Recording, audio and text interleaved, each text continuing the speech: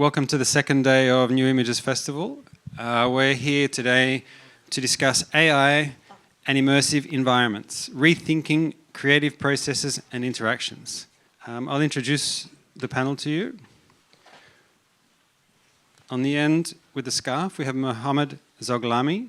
He's a consultant in development and strategic analysis, specializing in Africa's creative industries. Partner of 3D Net Info, Africa's first creative coding school, and DigiArt Living Lab, the only innovative centre dedicated to digital creative industries in Africa.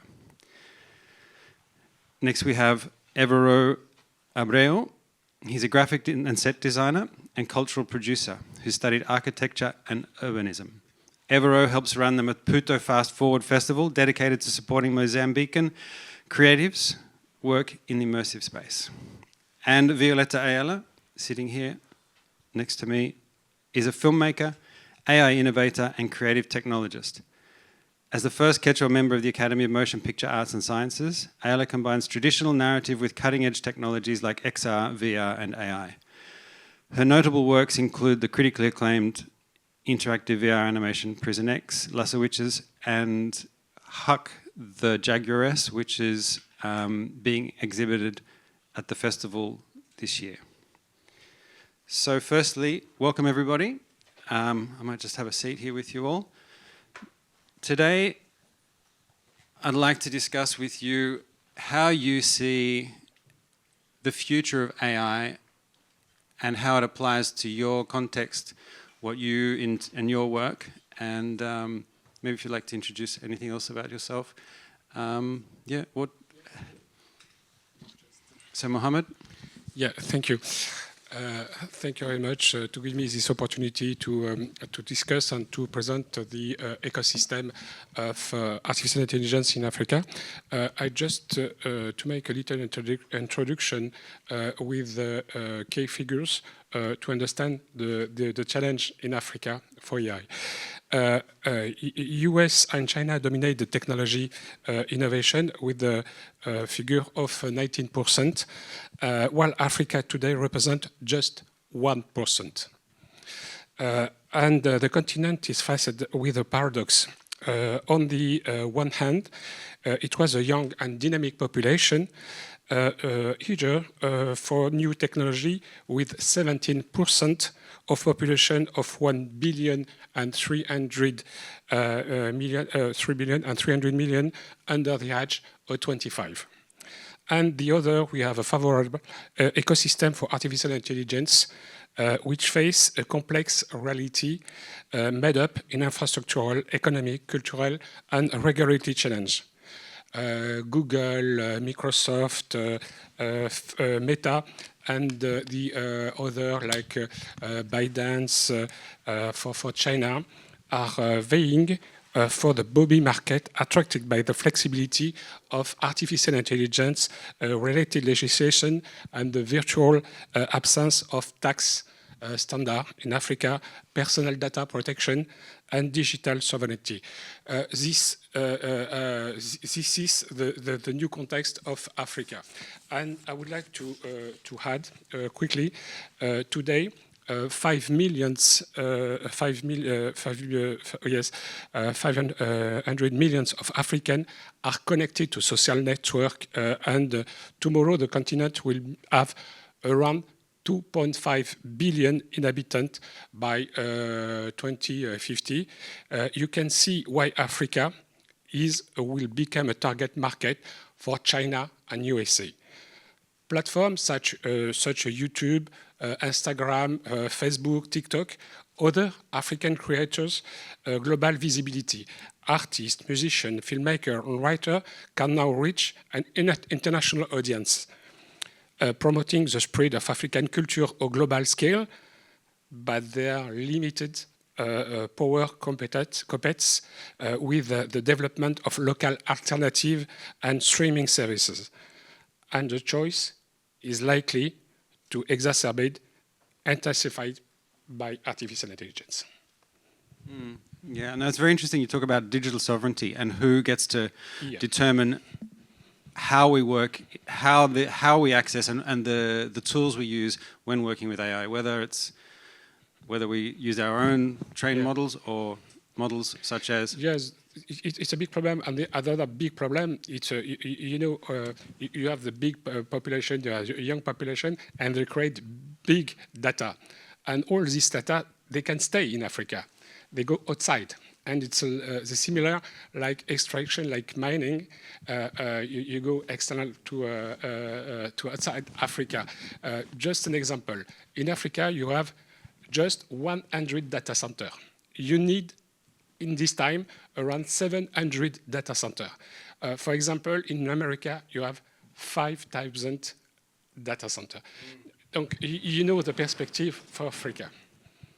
Yeah, that's quite significant. And Evaro, how does AI figure in the way you work? Hello, everyone. My name is Abreu.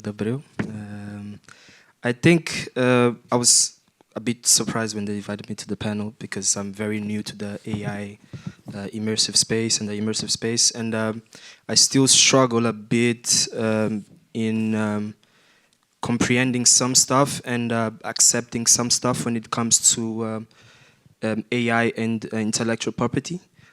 So I'm still diving and surfing in that space to try to understand how that works and how in Mozambique we can make that, let's say, a partnership between artists and AI, because it's quite difficult for the artists now without it.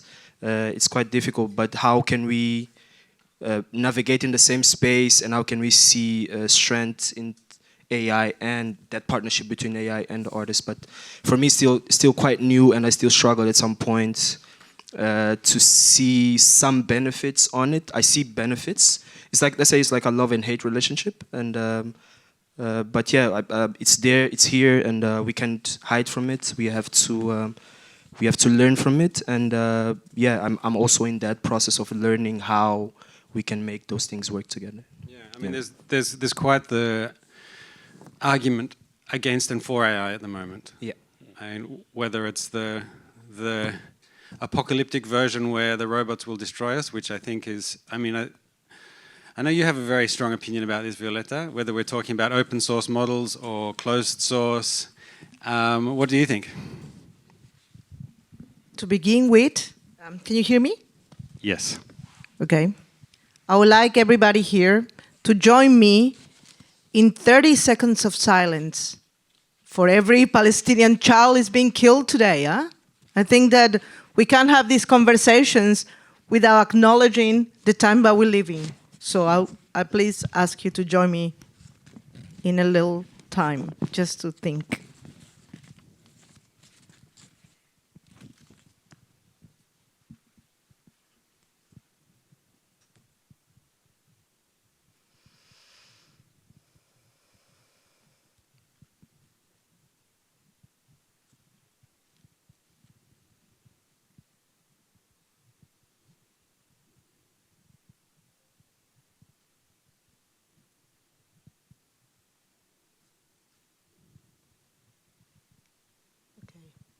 Thank you. I cannot separate the politics, the social, and the feelings of what's happening, right? However, I believe there's a bigger fight happening in the world between open source and closed source. Like there's a different, AI is a big term, by the way. A large language model is not AI, it's a large language model. ChatGPT is not AI. It is a company that controls, that got in the market really early on, right? But it's not AI.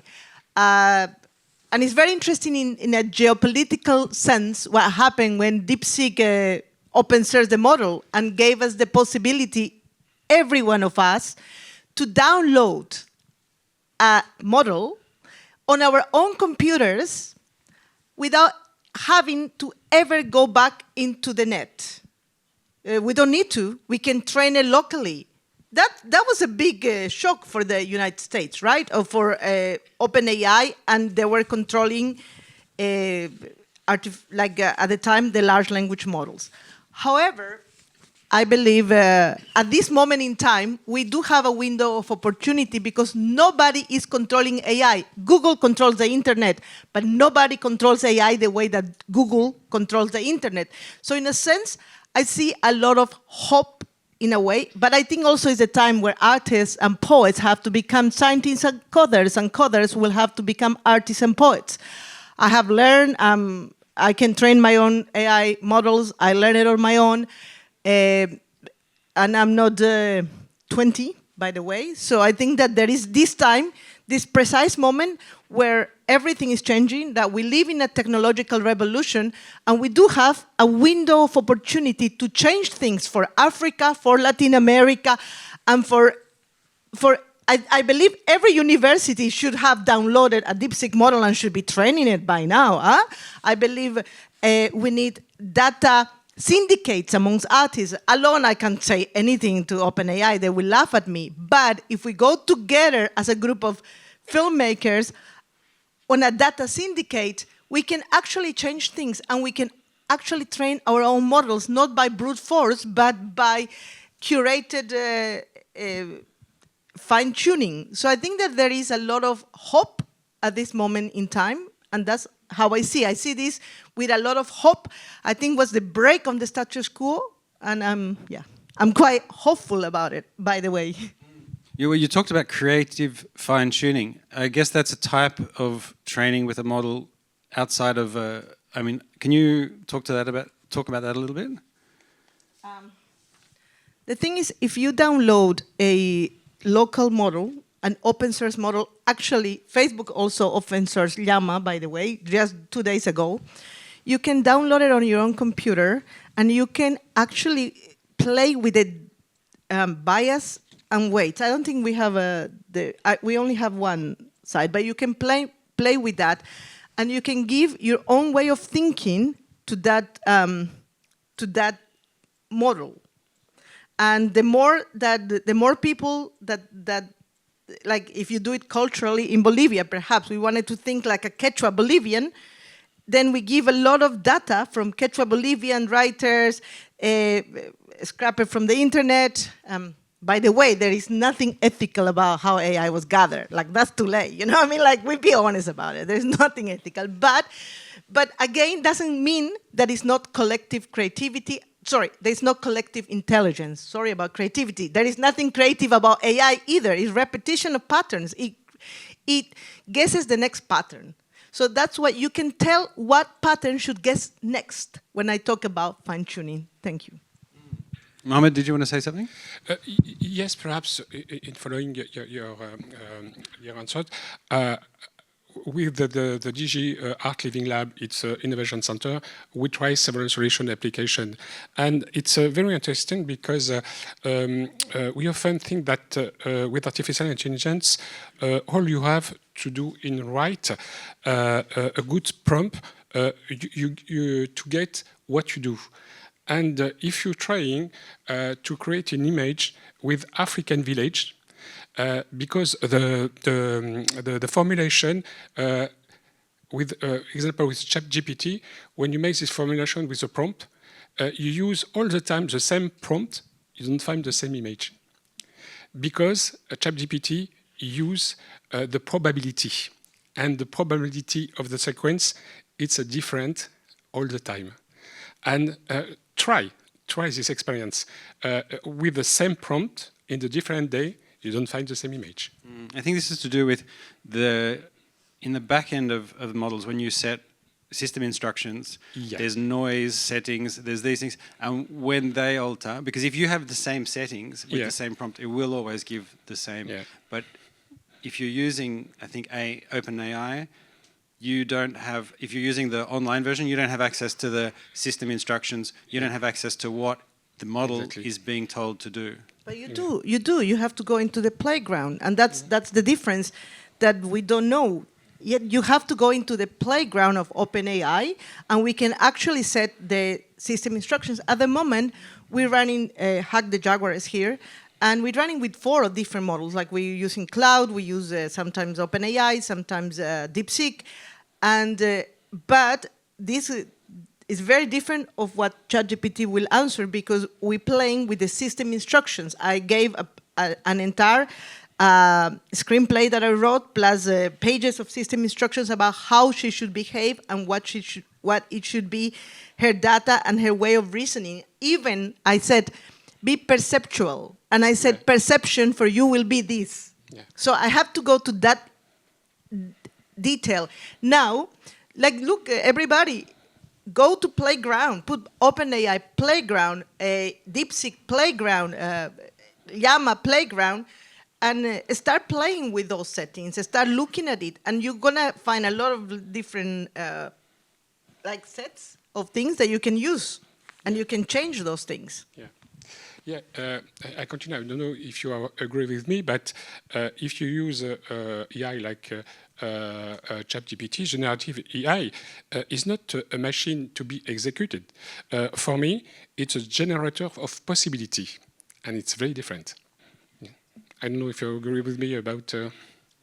I think that I would like to know the system instructions of OpenAI. I think system instructions of OpenAI are set to the marketing man of the United States of America and the world. I think that that's their market, and that's why they said. Because if OpenAI comes and talks about feminism, that guy is not going to pay the $20 or $200 of monthly subscription. So why I can get my OpenAI to be very different than the OpenAI for the marketing man of the thing. So I don't know if it's possibilities. I don't think it is. It can be a possibilities if you set up your own system instructions. Now, AI is biased. Yes, me too. I am also biased. You also biased. So we are all biased. I think what we need to start losing the fear and start thinking, it's not we like it or we don't anymore. That both is long gone. You know, it's not if you like it, you know. When you use social media, you're using AI. AI has been here for a very long time. Now it's up to each of us if we want to take this acceleration period with intention and write the maps for where we're going to go. Or if we're going to allow, again, the tech companies and governments, governments are not even doing that, but yeah. So what do you... Sorry. To throw you in the deep end. Yeah, I don't know. For me, I think I agree a bit with Violeta. Is like we're using all of these tools, but none of these tools, at least in my continent, they're not created by Africans. And at some point, you have, if you wanna, for example, if I wanna do a prompt or I wanna create something, generate something with ChatGPT or whatever, and that has a Mozambican context, I won't find it because we're still not in that level of let's say utilizing these tools as the Europeans, as the Americans. We still, like I said, we're still learning. As me, I'm still learning how to approach those tools, and it's like the people that is around me also. They're still learning, and how can we make, let's say, not make those tools ours, but how can we also be part of that conversation? Because I think that conversation at this point, it's not very connected to us. It's not very connected to our context. So how can we be part of those conversations? Like she said, someone in the US or in Europe is actually allowing certain things and probably not allowing other things. So how can we be part of that conversation? And we can be able, for example, to have 5 million data centers or I don't know. So we need to be part of that conversation also and not be led aside, I think. But you don't even need the 5 million data centers at the moment. And at the moment, you don't need to be part of the conversation. You can create your own conversation. Also, this is the time to create your own conversation. If it's a period of time that happens, and you know, history will look back at us, and we look about what we haven't done. And this is the time where download a local llama, call the coders in Mozambique, stop the fear, call the coders, download a local model and train it. And train it with all of the Mozambique data. So then everybody will use that model, and then the big AI will have to pay you if they want to use it. So this is the time where we need to think in this very creative way, because there is no rules. Like if you think about this metaverse, everybody's fighting. If you think about this massive fight between, what's his name? Elon Musk. Elon Musk and Sam Altman, you know, this is a massive fight happened. Everybody wants control. When they say divide and conquer, they're all divided. Let's conquer. You know, I mean, let's do it. No, for sure. That's why. Talking a bit about the project that we run. That's why we want to create a digital hub so we can also learn and probably at some point get to that stage where we are telling our own stories and creating our own things and not. So when I say be part of the conversation, is like for us specifically understand what is being done and probably create something that is ours and it's not, in that sense. We don't need the DeepSeek, and now Llama have shown us that the millions of data centers that OpenAI said we needed wasn't truth. Yeah. We can do it in a much more efficient way, in a much more smaller way. France is doing something with Mistral here. So there is a smaller, cleaner versions that we can take it today. And this is, for me, what it pushes me to think about taking this moment in my times. I'm not by any means I don't have much political power. You know, all my power is really on my work and on my belief, but I'm a fighter. And I'm going to fight with the tools of 2025. I'm not going to fight with the tools of 2019. And I'm not going to go and crying and say, well, the Europeans, you know what I think that we have better? We have our own visual identity, and we have, because AI just copies patterns, but humans also just copy patterns. And when you see everything the same and the same and the same, when I see stories even in Instagram by Bolivians, none of the creators are the similar as the next, because we still have our visual identity and our way to understand the world that is very different. This is what we need to protect. This is what has been lost in many countries in the Western world. So it's kind of amazing that they have to go back and find their own visual identity, discover, laugh at yourself, play. Don't give me a formula. Marketing is killing creativity, not AI. Marketing, when you want to sell, give me your best. Tell me, make me feel something. Don't copy, but we also copy. Violeta, I wonder if you could, you talk about fighting and really, so what would be your 3-point plan for these guys or other people to approach this in a way which is like, okay, what do I do? How do I go and log on to OpenAI, or do I go down and chat? Do I go and download a DeepSeek model? What would be your 3-point plan? It's complicated. If you permit me, I would like to make a break. Quentin, I would like to show you a video because there are now for 3 years you're working with the different program and different projects with AI in Africa. Perhaps I'm the first innovation center you use AI now for 3 years, and I have I will see the evolution, and I would like to show you just a project. We have Avatar. You use artificial intelligence.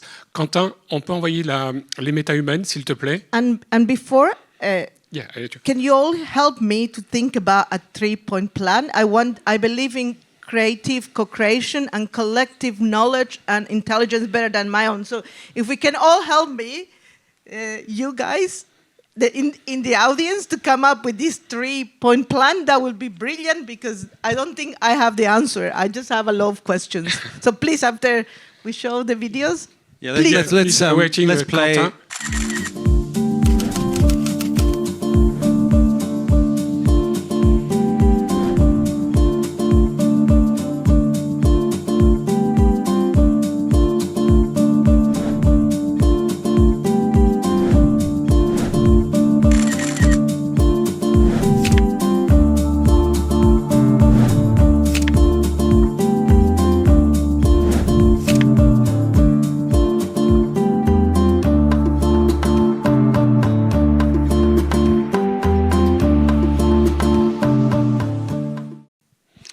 Thank you. It's just a little break, and I would like to explain you why we developed several projects. One of the biggest projects now with Africa is with the African Union and UNESCO.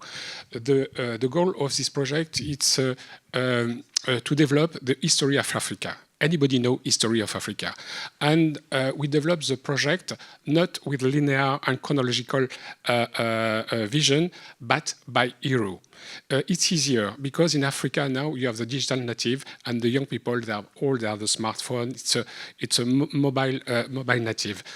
So the project, it's to create a serious games, video games, and the young people discover with the quest and with a different step who is this hero. And after you find the hero in the virtual universe, like metaverse, and they can discuss with him with artificial intelligence. But it's a big problem for us in Africa because your cultures around the 25, 30, no more, 80% of your cultures before, it's oral. And the orality, it's for us a big problem because you cannot use for artificial intelligence. And you have the problem, an example with Shaka Zulu. Shaka Zulu, if you would like to discuss with him, you have only the vision for the Western, for Occidental, for the colonizer. You have not the vision of the south of the Zulu tribe. Right. And you must find now who is a traditional chief you can to help you, who can to give you the vision of Zulu. It's a big problem for us, a big work, because you have not this vision. And not only for Shaka Zulu, I have the same problem with the Queen Zinga, with all the biggest hero, famous hero in Africa. You have the same problem. I mean, this is a problem with using platforms like OpenAI because everything is homogenized in a sense. So it doesn't take into account. This is when, from what I can see Violeta suggesting, is that people and communities need to create their own models. Yeah. They need to train their own models for you to use and for us or anybody to be able to. And why now for 2 years we work with a French company, Canadian company, with African experts to create your one artificial intelligence to answer to this question. And I hope the end of the year you can present this technology, because this AI for us, they must be sovereign, responsibility. They can connect outside and without internet. It's very important because Africa, you have no connection, internet connection, communication, and work with SDK is a new technology to use this AI. And we present during the COP 29 in Baku, and they win the challenge because it's a first AI eco-responsibility and sustainability, because they use only 20% of energy. It's a new vision for artificial for Africa. Evaro, you run a festival in Maputo, don't you? Yes. Do you? My point is that from what Mohammed was talking about, do you see a place for your festival, or the way you're supporting local artists to be able to build that sort of technology, to be able to work with AI and build what you could use? Yes, I think that's why I think the main objective of the festival is to create critical thinking. It's something that I love that we as Mozambicans I don't want to say we don't have that a lot. We have it, but it's usually not exposed. And I think it's very important that we start thinking that way, or start to create that type of thinking, because not everything that is being made is for us. I think the idea also of the festival is to question those things that have been happening, and to come up with solutions, not to solve the problems, but to make a different type of statement, kinda. So we don't, because I think we always been following what's been done. And I think at some point we need to stop and start doing what we have to do.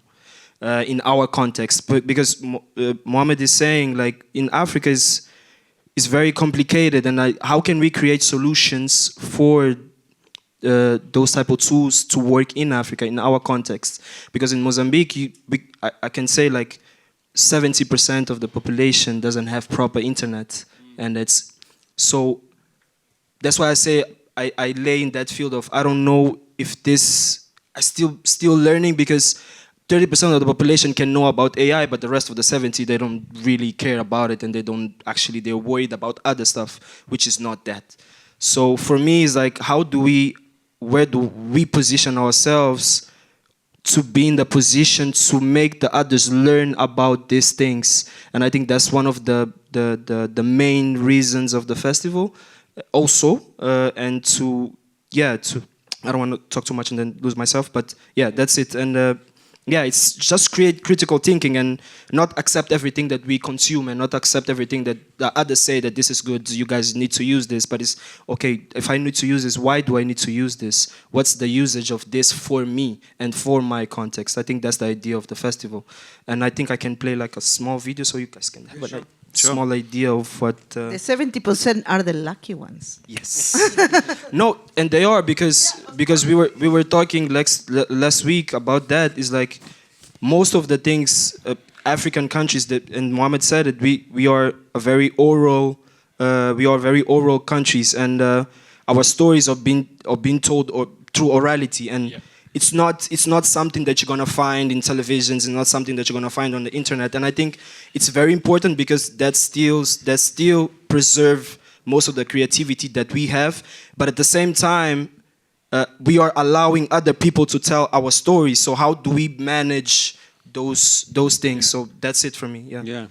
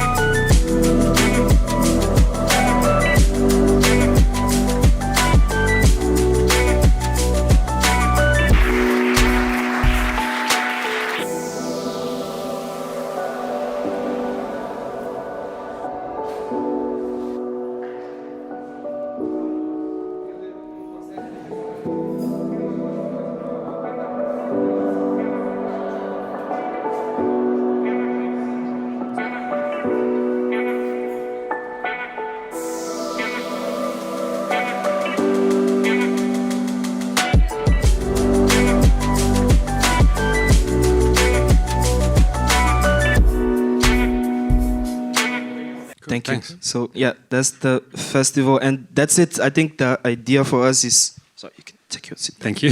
The idea for us is basically this, and we are pushing forward, as the name of the festival, to make Mozambique and to make Africans think in a very different way, because like I said, we used to consume, and I think it's time for us now to tell our stories and to feed the world with our narratives and everything that we know. Yeah. Because we live in this duality. Like, we don't live... the present is discontinuous. The present is not continuous anymore. So when we think about it, we can either backcast or forecast. We can either try to save the institutions that never have worked for us, and the models of governance and everything that never have worked for us, and we have the opportunity to redesign it. And we can redesign it taking everything that we have learned that doesn't work and everything that we can think it can work. Also, I think it's about time that sometimes we need to move away. I think that I see my generation wasn't allowed by the baby boomers to make a real impact. So I think that it's about time, and that gives me hope, that we have to move away and I don't worry about creativity. We are like, look, we got here because we're very creative. I worry about climate change. I worry about using AI for killing, and who has the power to do that? I'm not worried about AI and creativity. Of course, we are living in the middle of a technological revolution. This, like, it was like the invention of electricity. It didn't go everywhere in the world at the same time, but it changed drastically our lives. Now we're going to go maybe from Homo sapiens to, I don't know, like we went from broadcasting to broad listening. Today we are changing. I think it's the end of social media also as we know it. I don't think social media is going to continue as is today. My daughter and all her friends hate it, like it's not part of the future. I think that social media has reached a point, it's going to grow into something different. And why governments invest in parks? Why governments invest in all of these things and they don't invest in digital parks? Of course, everything that we had to communicate with each other, from Facebook to everything, it's private. It's an stupidity. Where is the French revolutionary government funding public goods for digital sites where the French creators can and French people can communicate respecting their personal identities? Where is these things? Like, I want to hear about. This is what I think, that we need real conversations amongst ourselves, and we have to stop this. Look, we don't have answers. I'm not going to solve any problem. I don't have any marketing. I don't think about asking money from the French government to give it to me. I want the French government to fund public goods for the French people, so then we can learn, we can go together. We need to open and we need to work in a very horizontal way, and it's in our hands today. This is for me the biggest challenge that I see. I guess I get very frustrated with these things. I don't like to talk, I'm from the south, you're from the north, because you're not all developed and I'm not all developing. We're all in a deep, deep shit. all of us are in the same thing. Now we need to think together how we can design what is next. You've certainly, I think that's a round of applause. You've certainly covered a great depth of philosophical problems which we're facing today. I mean, from digital public spaces. I mean, I don't even know where to start with. I mean, I think you're right, and I think we're living in very interesting times. And I think, I mean, just this, I mean, I hadn't even been considering it, but to think about it, we have public spaces and they're being taken away from us in terms of malls and space like that, but we don't have digital public spaces. What we think of as digital public spaces are not public spaces. The Meta, Facebook, Instagram, all these online platforms are siloed systems, are private. So where are the public spaces? We are not communicating with each other. We're talking with PowerPoint presentation, trying to prove my point. The power of communication is that I can change your mentality and you can change mine, and we can agree on something together or disagree on something together. But I feel like we don't communicate, and I feel I miss communication amongst human beings, honest communications, times where we can talk and see maybe we can hack a future, but we need to communicate in a very honest and respectful way, and we don't have to agree, and we're not going to find answers, but at least we have to start going in these right directions. That's why I feel sometimes I don't want to use any time that I have to talk about my work, because I feel selfish. Like, I love what I do, and I think I live to create, yet I don't want to use ever a microphone in this moment in time to talk about my work, because it makes me feel selfish, self-centered in a time where what I create is only important in terms of what others gonna create over what I create. I'm gonna open source all of my work, everything, all of the AI combinations, everything that I'm doing, I'm gonna open source so every other creator in the world can use it and make it better. And this is the power of creativity. So, right now would be a really bad time to run your trailer? Maybe we should get the public to talk, huh? Oh, I don't know. We can open up to questions in a moment. We've got about 15 minutes left. Yeah. So, yeah, I'm going to run your trailer. If you could please run Violeta's trailer. This is for your work on Hook, the jaguaress. Prowling the deep green jungle of the Amazon rainforest, keeping a sharp eye on your land. You're an aloof jaguaress. Your name is Ook the First. You're all about post-human feminism, taking on those Western ideas that put humans on top, protecting nature, and questioning the hierarchies of power. You have lived countless lives, always as a woman. Sometimes human, sometimes as other wild creatures. You have seen colonization up close and personal, and you have fought against those Eurocentric views, living with the instincts of a true jaguaress, deeply rooted in indigenous beliefs and Quechua cosmology. Today, your jungle is under siege. The Amazon is burning. Its rivers are poisoned, and every day, more of your home is torn apart. You have watched as the world's greed threatens to destroy the most ancient and sacred place on earth. You're a warrior for your land, and now anyone who crosses your path needs to answer for what's happening.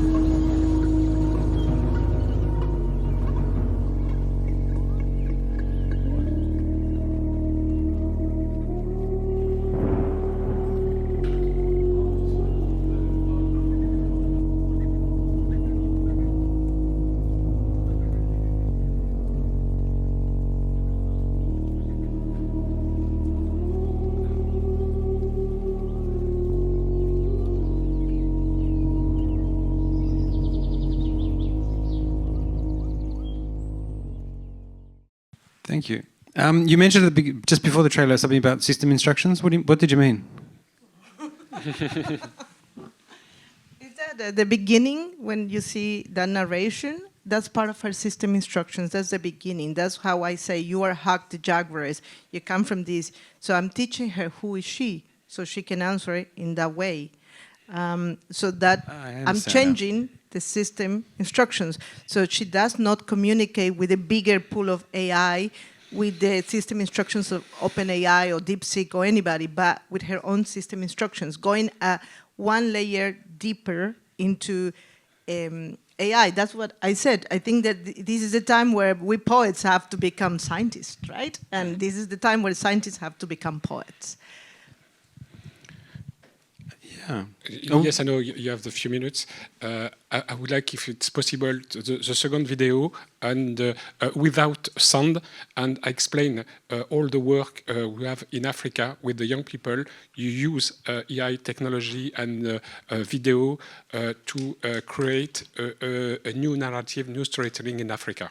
Which models have you used in... The second video. Let's run it. Yes. And you can talk. Quentin, on peut envoyer la deuxième vidéo, s'il te plaît? Sur African Hero, okay. It's l'African Metaverse. The African Metaverse, we work on the creation. No, it's not the same, but it's okay. It looks fantastic. You can make the sound.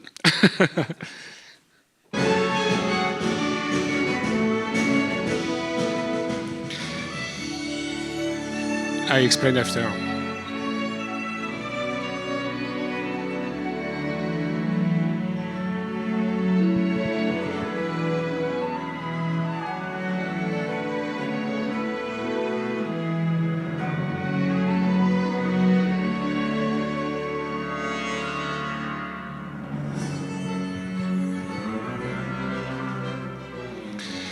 I explained to you during the COVID, we launched with Epic Games and with Autodex a big program in Africa. You have 400 young people from 21 countries. During the COVID, I training them on the virtual reality gaming, and the goal is to create African Metaverse Museum. And we let all these young people to imagine what they would like to do. And there are several galleries. And after the project, we continue the project, and you see the museum on Fortnite. I would like to explain you use AI now for 2-3 years. And I have now a new project with the young people.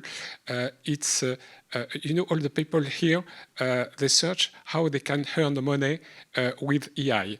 And I explain how the young people in Africa, they are creative, they are innovative. And I present you one project. I find this project in Cameroon the last month. What is it? It's, all the people know the telenovelas from South America. It's a romance. All African, they love this telenovelas romance. And they use, certain people, they use AI and they create a scenario about romance, about love between two women and men. And after, when they create with AI all the scenario, they have young people to create image and video, and they launch all the week a new, like a telenovelas with AI, and this studio have more 200,000 people they follow all the week. This new telenovelas, this new romance with. And they pay $1 per month. And, they can earn money with AI. It's the innovative technology, the innovative vision from the young African with AI. And the base of that is the Africa metaverse that you've created? No, it's another things, because the African metaverse it's a pilot, and we work with the different African museum with the African. Now, I would like just to tell you another vision how to earn money. We've only got 5 more minutes, and I was hoping to get some questions. Because the African metaverse is the one thing I can to explain to you after outside, but I would like to give to people here how the African is appropriate this new technology, this AI, and invent and create a new business model with AI. And this telenovelas, it's incredible, because I found one there are 2 weeks, and now there are around 4 or 5 same studio about telenovelas, African telenovelas on YouTube. It's on YouTube, sorry. Okay. Huh? Sorry, yeah. So does anyone in the audience have any questions for our panel? Hi, thank you so much for all of the insights that you've shared. Violeta, you mentioned that now more than ever we need to communicate with each other, we need dialogue. How do you think AI will contribute or do otherwise to that dialogue and that potential for dialogue? It's interesting because it started happening. I don't know if you heard about Anon Takahiro in Japan, but he ran for mayor of Tokyo, and then he created in this, it's like TL Draw, I don't remember the platform exactly, but he created a town hall with, I think, what, 20 or 30,000 people who came and gave their opinions about how to run for a governor of Tokyo, so it was quite fascinating. I think you can read the work of Audrey Tang from Taiwan, Taipei, that how he used technology and artificial intelligence in order to open technology for public governance. I think that we can use human tech. I think that, so we can communicate digitally using AI for big communication town halls. Like, voting does not guarantee today democracy. However, we can start thinking about maybe quadratic voting, for voting, and that can all be done only by digital. Also, artificial intelligence can stop all corruption in elections and can stop all corruption in governments, but no one wants to use for that, because artificial intelligence is going to look at all the numbers and get it straight away. It follows patterns, more than humans or large language models, but no one wants to use it for that. So that's how I see it. If I can answer to Chipo, because I use artificial intelligence for the dialogue for the museum. We produce a new. I don't know if all the people know what is it. The digital twins.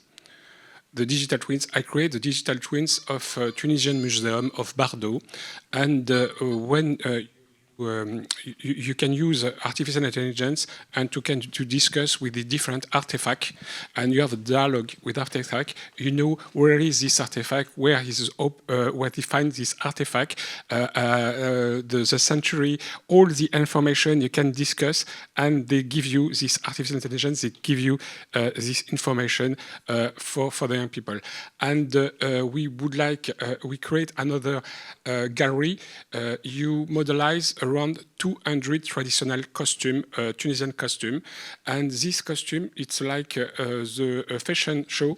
You can see with the virtual reality the fashion show, and after behind the mirror, you can see this costume. You can choose a costume. If you choose, you're the woman, you choose, I don't know, a costume of marriage, you can make pictures. But now we work on the product and evolution of this project. You have the same pictures with the marriage, but the pictures is not only fixed with the AI. I can create 5 minutes in video in a real marriage. And it's a new mediation for the museum. Very interesting. I mean, I think AI is going to give us a lot of possibilities, but I think we really do need to be aware of which path we go, whether it's open source, like Violeta mentioned, or whether it's closed source, following a more traditional tech path like OpenAI, Facebook, which I think is not ideal. But can we go back to those 3 action points? From listening to the discussion today, can people maybe can we come up with 3 action points? Please, thank you. Hello. My name is Katja. I'm a developer in Northern Ireland. I work with communities a lot, and I only caught the second half of the conversation here today, unfortunately. But from what I hear, it feels like an interesting point to add would be, like, how much attention do we pay to intergenerational dialogue? Because I find that working with communities and getting people involved in these projects, whether they use AI or not, it's different dynamics when you work with kids and when you work with adults and older people. So in your experience, if you have experience working with groups, could you open up about this? Maybe it's more phrased as a question now, I know, but at the same time, I think that would be one of the action points is we need to focus more on this. Like you said about your daughter, I find this is a really interesting shift. I see it as well. And the same way, I feel like kids, they will have a completely different way they will interact with this tech and use it for their own creations. So it's interesting to start this dialogue now. Yeah, no, I think children who are growing up in this moment will have a very different take on technology to kids who grew up in my generation, in your generation. I mean, Violeta... So your point is intergenerational dialogue. I think it's a brilliant point. I think that we need intergenerational dialogue to start thinking start building those bridges, and what you said, dialogue. We don't need older people taking in charge and younger people listening, because that's really boring. I always find school very boring. By the way, I was able to learn to hack because I am autistic. And so I think intergenerational dialogue is a very good and starting point. Let's talk. Let's have dialogue together. Let's hack the future together. Somebody else? So let's go with point 1, dialogue, intergenerational dialogue for point 1 of our action plan. What could be point 2? Thank you. My name is Mika. I'm an artist from Rwanda. I would like to ask something, speaking about kids. I think from what you shared, AI is like a giant baby, and with so much power, but with no control. And we need to be their parent. I mean, we need to be the parent of AI as artists. I think it's our job. Otherwise, we are going to raise a giant baby with so much power we can't control in the future. Yeah, that's how I feel about it. And I would like to hear from you guys if you think maybe I'm going in another side way. No, I love that analogy. I think it's fantastic. Would anyone like to comment? We say that our hack, what we shown here, and was in Copenhagen. We say we parenting, 3 of us hug the baby because these sort of systems. What puts the second point? Download local models and train it. Because then we are the parents and we will know what we're going to put on that. So I think that intergenerational dialogue, thinking about working on hacking together next year here, a time where we hack and we co-create together with a download model, so we all learn and go back home and build with our own communities too. So I think that the download that comes to download a deep open source model on our own computers and hands-on learn it. So that's the second. Thank you. Thank you. The third point. Thank you. Our third and last action point.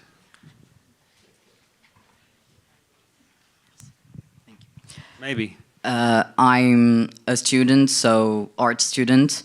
I think the third point should be community with education, sharing knowledge, sharing what we know, what we learned, even if it's not from school or a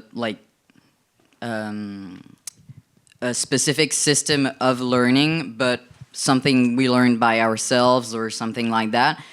I think to create dialogue, especially if it's intergenerational, we can share knowledge. We can share so much knowledge. And there's also a lot of crafts being dying because people don't learn it anymore. And I think if we open paths of communication, we can do that again. We can start learning again knowledge we've lost or that we're losing because human is creative and we should use that. We should use that, I think. So education. So the third point is education, but it's more decentralization and open sourcing and sharing and stop kill intellectual property altogether and redesign a system where we share our creativity and we share our work together. And I think that's a brilliant third point. So I could never have come with those ideas, and I think we need more of these spaces where we sit more in a round together and we hug this, because it's a bit uncomfortable. You know, I'm not a teacher, and I don't like to be in this position. I want to hug with you guys, and I want to hug together. Thank you. Yeah. Thank you. No, perhaps next year at the festival, something like that could be arranged. That's a round. Don't want to say round table, but I want to say in a round table discussion, group work, hackathon, where we all can discuss and work together to establish new norms, new ways of approaching AI, and new ways of working with AI that benefit us and not some multi-billionaire tech mogul somewhere that has nothing to do with us. So thank you all for joining us this afternoon. Thank you to our panel, Mohammed, Evaro, and Violeta. Thank you very much, and good afternoon.